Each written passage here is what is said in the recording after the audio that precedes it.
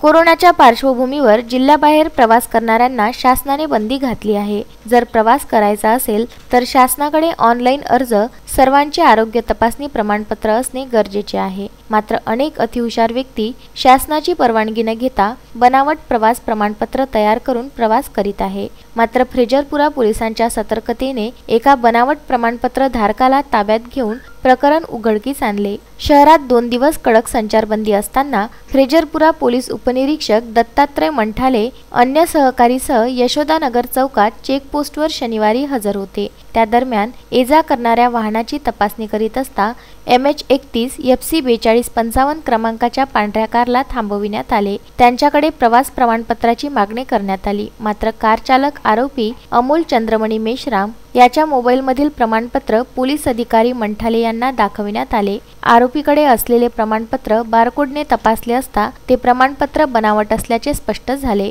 अमोल मेश्रामला ताब्यात घेण्यात आले असून त्याच्या विरुद्ध कलम 420, 465, 468, 471, 188 अन्वये गुन्हा दाखल करण्यात आला आहे। अमोल मेश्रामला बनावट प्रमाणपत्र तयार करून देणारे त्याचे मालक अक्षय राणा यांच्या तपासाकरिता फ्रेजरपुरा पोलीस नागपूरला रवाना होणार आहे। आरोपी अमोल मेश्राम याला न्यायालयात हजर केले असता त्याला 11 ऑगस्ट पर्यंत पोलीस कोठडी सुनावण्यात आली आहे।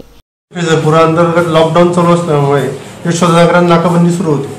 तर नाकाबंदी दरम्यान पोलीस व अधिकारी वाहने चेक करीत असताना एक कार तिथून गेली। त्या कारला थांबवून चेक केले असता ज्या ड्रायव्हरने तो पास दाखवला की या पासद्वारे आम्ही पुण्याला जात आहोत, त्या पासची तपासणी आपल्या पोलीस अधिकाऱ्यांनी बारकोड स्कॅनरद्वारे केली असता तो पास बनावट असल्यावर त्यांना शंका उत्पन्न झाली। त्यांनी अधिक खात्री केली असता तो पास बनावट असल्याने आरोपी अमोल चंद्रमणी मेश्राम यास त्यावेळी पोलीस ठाण्याला आणून त्याच्याविरुद्ध गुन्हा दाखल करण्यात आला। तो गुन्हा 420, 468, 188 प्रमाणे दाखल होऊन आरोपीस अटक करण्यात आली आणि सदर गुन्ह्याचा तपास कामी टीम नागपूरला रवाना करण्यात आली, कारण आरोपी अमोलचा नागपूरचा नागपूरहून ती गाडी निघाली होती। Bureau report, Vidarbha news, Amravati.